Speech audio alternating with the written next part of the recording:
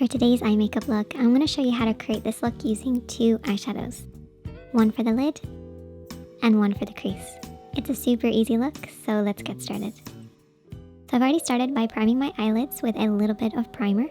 If you don't have an eyeshadow primer, you can always use concealer and a setting powder.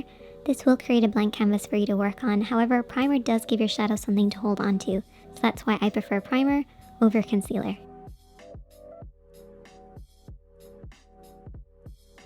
I'm first of all going to take that crease shade, which is a matte tone.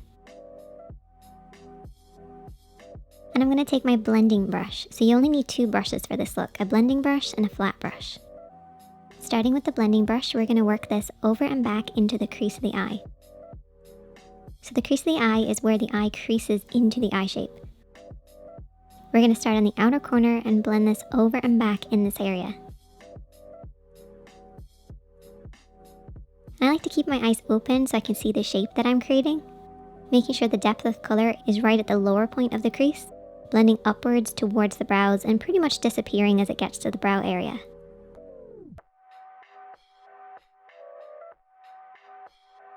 Take your time blending this over and back until you get the depth of color that you want.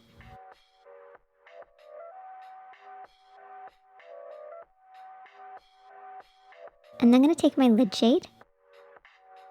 And whenever I'm applying anything that has a little bit of shimmer, I use a flat brush to apply it. The reason I use a flat brush is it helps the shadow to glide on, particularly with metallics or anything with shimmer or glitter. It just helps them to really hold on to the lid and glide and create that nice glossy look. You want to very slowly build this up, applying a little bit of shadow at a time until you get the depth of color that you want. You also want to pay close attention to the lash line because this is where you want the majority of the shadow to be, blending upwards until it reaches the crease. If you have harsh lines between your crease and your lid, take your brush and slowly smudge between the two.